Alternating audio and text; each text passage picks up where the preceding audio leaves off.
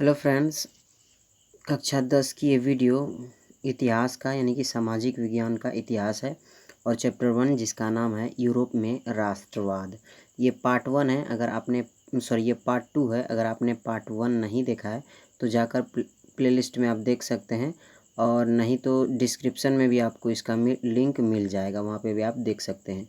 और ये जो वीडियो बना रहे हैं ये एनसीईआरटी पर बेस्ड है, यानी कि एनसीईआरटी बुक पर आधारित है सभी बोर्डों के लिए, ऑल बोर्ड, चाहे आप किसी भी बोर्ड से हो, CBSE board, Bihar board, Jharkhand board, UK board, HBSC board, किसी भी बोर्ड से हो, ये सभी के लिए काम की वीडियो है। तो चलिए स्टार्ट करते हैं। यूरोप में राष्ट्रवाद का ये दूसरा वीडियो है। पहला आता है सबसे दूसरे पार्ट में जोसेफ मेजनी के बारे में। तो जोसेफ मेजनी जो था एक महान क्रांतिकारी था और ये इन्होंने यंग इटली की स्थापना की थी। तो यंग इटली की जो इन्होंने स्थापना की थी वो कब की थी अगर आपसे पूछ लिया जाए तो ये 1831 में इन्होंने जोसेफ मेजनी ने यंग इटली की स्थापना की थी। ये मेजनी की इमेज है, आप देख सकते हैं। और फिर उसके बाद यंग इटली की स्थापना करने के बाद इन्होंने फिर से यानी कि 1834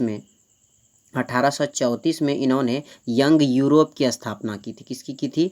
यंग यूरोप की स्थापना की थी 1834 में।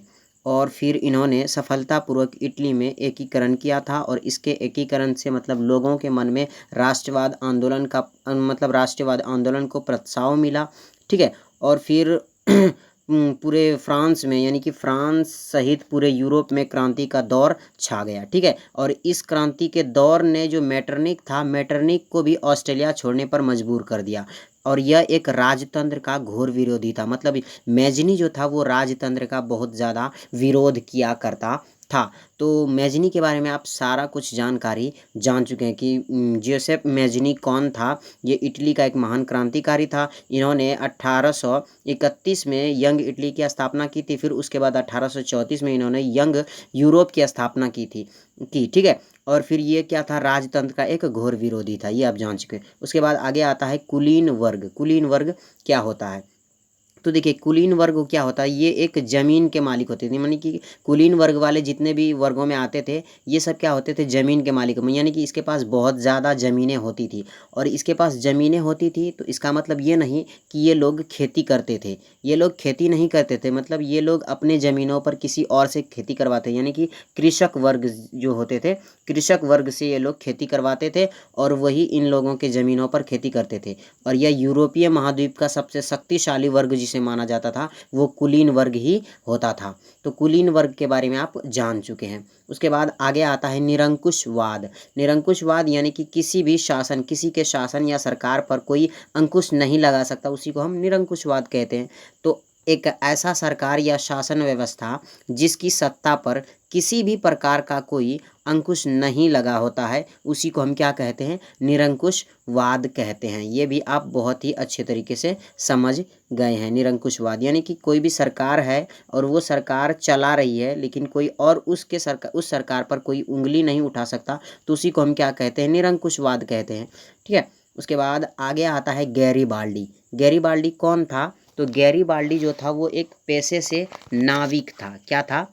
पेशे से एक नाविक था। और इन्होंने इटली का एक महान क्रांतिकारी था गैरीबाल्डी, और ये मेजनी का सहायक भी था। क्या था? मेजनी का एक सहायक भी था। और गैरीबाल्डी ने एक सेना तैयार की थी जिसका नाम रखा था लाल कुर्ती नामक सेना तैयार की थी। और इसी लाल कुर्ती सेना के मदद से गैरीबाल्डी ने ऑस्ट्रेलिया को हराया था और ऑस्ट्रेलिया पर अपना विजय प्राप्त किया था। ठीक है। उसके बाद गैरीबाल्डी ने इटली की स्वतंत्रता के लिए भी बहुत सारे आंदोलन चलाए थे, और फिर इटली को भी इन्होंने स्वतंत्र करा लिया था। तो गैरीबाल्डी के बारे में आप जान चुके हैं। उसके बाद उदारवाद क्या होता है? उदारवाद से आप क्या समझते हैं? तो देखिए, उदारवाद यानी कि लिबरलिज्म शब्द जो है ये एक लातीनी भाषा का मूल शब्द लिबर पर आधारित है, यानी कि लिबर से इसका अर्थ मिलता है, जिसका अर्थ होता है स्वतंत्रता यानी कि आज़ादी। और नए मध्यम वर्ग के लिए जो होता है, मतलब नए मध्यम वर्ग के लिए जो लोग आए इसमें, ये क्या हुआ? इसी उदारवादी के प्रभुत्व पर रहा, यानी कि इन लोगों को ये लगा कि जो उदारवादी के प्रभुत्व पर रहे और व्यक्तियों के लिए आज़ादी और कानून का स्रोत, यानी कि हमारे लिए जो अब नया उदारवादी आएगा ये क्या करेगा, हमारे लिए कुछ अच्छा करेगा। ठीक है, इसी इसी के लिए ये लोग क्या करने, उदारवादी में जुड़ने लगे, नए वर्ग के लोग जुड़ने लगे। तो उदारवादी का मतलब यही होता है। यानी कि साधारण सी अगर बात जाने तो आप यही समझ लीजिए कि लिबरलिज्म जो है वो लातीनी भाषा के मूल शब्द है और जिसका अर्थ होता है कि स्वतंत्रता यानी कि आज़ादी। बस इतना सही आपको याद रखना है, ज़्यादा कुछ याद रखने की ज़रूरत नहीं है। उसके बाद आगे आता है जनमत संग्रह। जनमत संग्रह से तो आप बहुत अच्छे से परिचित होंगे, क्योंकि किसी भी मतलब किसी भी जगह के या किसी भी जगह, मान लीजिए कि कोई जगह है और यहाँ पर कोई उम्मीदवार खड़ा हुआ है और यहाँ की जनता उस उम्मीदवार को स्वीकार करती है या अस्वीकार करती है, तो उसी को जनमत संग्रह, यानी कि जनता पर है वो सब कुछ। अगर जनता उसे स्वीकार करती है तो अच्छी बात है, नहीं भी करती है तो अच्छी बात है। तो एक समक्ष, ठीक है, एक प्रत्यक्ष मतदान जिसके द्वारा एक क्षेत्र की सारी जनताएं किसी प्रस्ताव को स्वीकार या अस्वीकार करने के लिए पूछा जाता है, तो उसी को क्या कहते हैं, जनमत संग्रह कहते हैं। उसके बाद आगे आता है कावूर। कावूर कौन था, तो इसका पूरा नाम जो था वो था काउंट कावूर। क्या नाम था, काउंट कावूर। और कावूर को इटली का बिस्मार्क भी माना जाता है। ठीक है, तो कावूर जो था वो इटली का बिस्मार्क माना जाता है, लेकिन ये बिस्मार्क जो था वो कहाँ का था वो आपको हम नीचे बताएंगे, ये जर्मनी का था। ठीक है, और आगे आता है कि कावूर इटली के सार्डिनिया राज्य का प्रधानमंत्री था। कहाँ का था, सार्डिनिया राज्य का प्रधानमंत्री था। और इन्होंने सर्वप्रथम अपने यानी कि सार्डिनिया को सर्वप्रथम इटली में मिलाया था। यानी कि जब इटली का एकीकरण होने लगा तो इटली का एकीकरण के समय कावूर ने सबसे पहले अपने राज्य को यानी कि सार्डिनिया को इटली में मिला दिया था। तो कावूर के बारे में आप जान चुके हैं। उसके बाद रूढ़िवाद आता है। रूढ़िवाद क्या होता है, तो देखिए रूढ़िवाद ऐसा होता है मतलब ऐसी विचारधाराएं के मानने वाले लोग, ऐसी पुरानी विचारधाराओं के मानने वाले लोग जिस पर कोई तर्क वितर्क नहीं लगा सकता, मतलब कोई कह नहीं सकता कि आखिर ये सच है या झूठा है, ऐसा कोई मतलब अंदाज़ा नहीं लगा सकता। तो एक ऐसा राजनीतिक दर्शन जो परंपरा स्थापित संस्थानों, पौराणिक परंपराओं और रीति रिवाजों पर बल देता है, यानी कि पुराने ज़माने के रीति रिवाजों पर बल देता है। जैसे कि उदाहरण से आप बहुत अच्छे से समझ जाएंगे। जैसे कि आप मान लीजिए कहीं जा रहे हैं, बहुत अच्छे काम के लिए जा रहे हैं, लेकिन अगर आपका रास्ता कोई काली बिल्ली काट देती है तो क्या कहता है कि ये अशुभ हो गया, मतलब कुछ आगे चलकर आपको बुरा आपके साथ हो सकता है। ठीक है, गलत हो सकता है।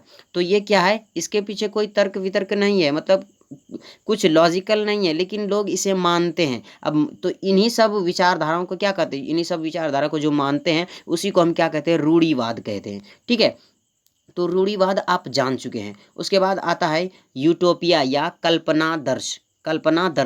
तो इसका मतलब होता है कि कल्पना, जैसे कि जानते कुछ हम कल्पना करते हैं कि ये हम कर लेंगे, तो कल्पना दर्श यानी कि एक ऐसे समाज की कल्पना करना जो इतना आदर्श है कि उनका साकार होना लगभग असंभव है। मतलब हमने कुछ सोचा और ये जानते हुए कि जो हमने सोचा वो होना बिल्कुल असंभव है, यानी कि वो हो ही नहीं सकता। ठीक है, तो इसी घटना को हम क्या कहते हैं, कल्पनादर्श या यूटोपिया कहते हैं।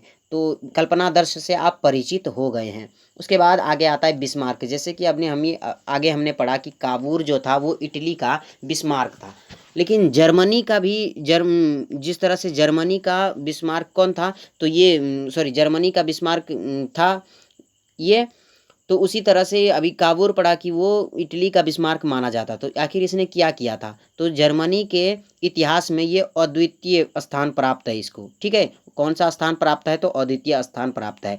और बिस्मार्क ने जर्मनी के एकीकरण के लिए रक्त एवं लौह की नीति अपनाई थी। किसकी नीति अपनाई थी, तो रक्त एवं लौह की नीति अपनाई थी। ये बहुत ही इंपॉर्टेंट है, यहाँ से ऑब्जेक्टिव क्वेश्चन बहुत बार पूछे गए हैं। और बिस्मार्क के प्रयासों से ही जर्मनी का एकीकरण हो पाया था, यानी कि ये बिस्मार्क ने बहुत ज़्यादा प्रयास किए, बहुत आंदोलन चलाए और उस आंदोलन ने रंग लाई और फिर उसके बाद जर्मनी का एकीकरण हुआ।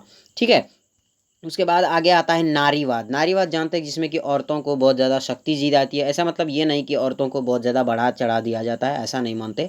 मतलब इसमें क्या होता है कि जो स्त्री पुरुषों के सामाजिक, यानी कि स्त्री में जो सामाजिक, आर्थिक और राजनीतिक समानताएं होती है, उसके सोच के आधार पर महिलाओं को अधिकारों और हितों के बोध को ही नारीवाद कहते हैं। इसका मतलब ये हुआ कि स्त्री जो होती है, ठीक है, स्त्री को किया जाता है, सामाजिक स्तर पर, आर्थिक स्तर पर और राजनीतिक स्तर पर, इन सभी स्तरों पर समानता दी जाती है पुरुषों के मुकाबले में। और इसके आधार पर महिलाओं को अधिक, मतलब कुछ ज़्यादा अधिकार दिए जाते हैं, और उसके हितों के लिए, यानी कि रक्षा के लिए जो बोध कार्य किए जाते हैं, उसी को हम नारीवाद कहते हैं। तो नारीवाद से भी अब परिचित हो गए हैं।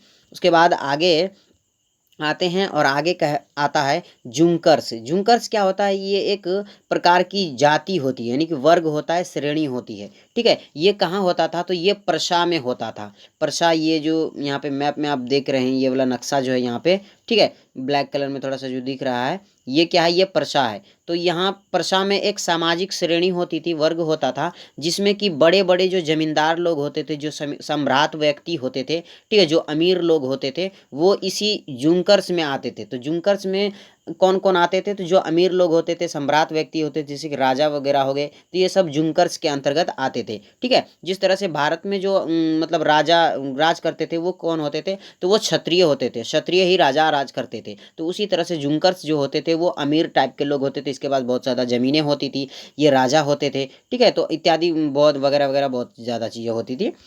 उसके बाद आता है जॉल वेराइन। ये जॉल वेराइन क्या है? तो जॉल वेराइन व्यापारों को बढ़ाने के लिए, ठीक है, व्यापार जो था उसको बढ़ाने के लिए ये जॉल वेराइन स्थापना की गई थी। और इस जॉल वेराइन में मतलब जर्मनी के ही ज़्यादातर राज्य जुड़े हुए थे। तो यह एक जर्मन शुल्क संधि था, जिसमें कि अधिकांश जर्मन राज्य शामिल थे। और यह संघ 1834 में प्रशा की पहल पर ही स्थापित किया गया था। मतलब प्रशा के दम पर ही ये 1834 में जॉल वेराइन स्थापित किया गया था। और इसमें क्या था कि विभिन्न राज्यों के बीच शुल्क अवरोध जो थे उसको समाप्त कर दिया गया था। और जो मुद्राओं की मतलब मुद्राएं जो थी उसको दोगुनी कर दी गई थी। अगर इससे पहले की देखें तो पहले 20 से भी अधिक थी। और फिर संघ जर्मनी के अधिक एकीकरण का प्रतीक बना जॉल वेराइन, यानी कि ये व्यापार के लिए बनाई गई थी जॉल वेराइन, और इसमें व्यापार को बढ़ावा देने के लिए ये जॉल वेराइन का स्थापना किया गया था। और जॉल वेराइन में ज़्यादातर जो मतलब राज्य शामिल थे वो जर्मनी के ही राज्य शामिल थे। यहाँ से जो क्वेश्चन पूछे जाते हैं ये बहुत ही ज़्यादा इंपॉर्टेंट है, वीवीआई कह सकते हैं या मोस्ट इंपॉर्टेंट कह सकते हैं आप इन क्वेश्चन को। तो देखिए, प्रतीकों का अर्थ और प्रतीक अर्थ, कि मतलब प्रतीकों का अर्थ होता है इस तरफ से, यहाँ से जो आप देख रहे हैं इस तरफ में प्रतीक लिखा हुआ है और इधर इसका अर्थ लिखा हुआ है। तो जैसे कि देखिए, टूटी हुई बेड़ियाँ, तो टूटी हुई जो बेड़ियाँ होती है वो क्या दर्शाती है? वो ये दर्शाती है कि आज़ादी मिलना, मतलब टूटी हुई बेड़ियाँ हैं तो मतलब हमें आज़ादी मिल गई है। उसके बाद दूसरा आता है बाज छाप वाला कवच। इसका अर्थ होता है जर्मन समुदाय की शक्ति का प्रतीक था, यानी कि बाज छाप वाला जो कवच था वो जर्मन समुदाय की शक्ति का प्रतीक था। उसके बाद तीसरा में आता है बतूल सॉरी बलूत पत्तियों का मुकुट। बलूत पत्तियों का मुकुट क्या दर्शाता? वीरता, यानी कि शक्तिशाली, वीरता। उसके बाद चार में आता है, आगे देखें, चार में आता है तलवार पर लिपटी जैतून की डाली। तलवार पर लिपटी जैतून की डाली का मतलब होता है शांति की चाह, हम शांति चाहते हैं, हमें शांति दे दो, मतलब ऐसा कुछ इसका अर्थ होता है। उसके बाद पाँच में आता है काला, लाल और सुनहरा तिरंगा। इसका अर्थ होता है 1848 में उदारवादी जो लोग थे उन्होंने राष्ट्रीय झंडा बनाया था, और उसी झंडे में क्या दिया था? इस तरह से काला था, फिर उसके बाद लाल था और कुछ सुनहरा रंग था और तिरंगे के तरह था। तो इसलिए इसे मतलब इन सभी रंगों को उदारवादियों का राष्ट्रीय झंडा घोषित कर दिया, मान दिया गया। तो इसका अर्थ यही होता है। उसके बाद तलवार, तलवार का क्या अर्थ होता है? कि मतलब मुकाबले की तैयारी करना। उसके बाद सातवां आता है उगते सूर्य की किरणें। उगते सूर्य की किरणें क्या दर्शाती है? तो उगते सूर्य की किरणें दर्शाती है एक नए युग की सूत्रपात, यानी कि एक नए युग की तलाश है अब हमें। ये नए मतलब उगते सूर्य की किरणें यही दर्शाती है। तो यहाँ से जो हमारा वीडियो था वो ख़त्म होता है, और अब आपके लिए जो नेक्स्ट वीडियो आएगी, ठीक है, उसमें आपको ऑब्जेक्टिव टाइप क्वेश्चन मिलेगा। वो क्वेश्चन आपको वो वीडियो आपको ज़रूर देखने हैं। तो ये वीडियो अगर आपको पसंद आता है तो प्लीज़ आपसे गुजारिश है कि लाइक कीजिए, अपने दोस्तों के साथ शेयर ज़रूर कीजिए, और अब चैनल पर पहली बार आए हैं तो सब्सक्राइब करना तो बिल्कुल भूलिएगा ही नहीं। उसके बाद अगर आपका कोई डाउट है तो हमें कमेंट में बता सकते हैं आपका क्या डाउट है। हम कोशिश करेंगे कि आपके डाउट का हर जवाब दिया जाए। उसके बाद अपने 5 दोस्तों के साथ शेयर करना तो बिल्कुल ही ना भूलें, शेयर ज़रूर करें, और नेक्स्ट पार्ट देखने के लिए चैनल को सब्सक्राइब ज़रूर करें। मिलते हैं नए वीडियो के साथ, तब तक के लिए जय हिंद जय भारत।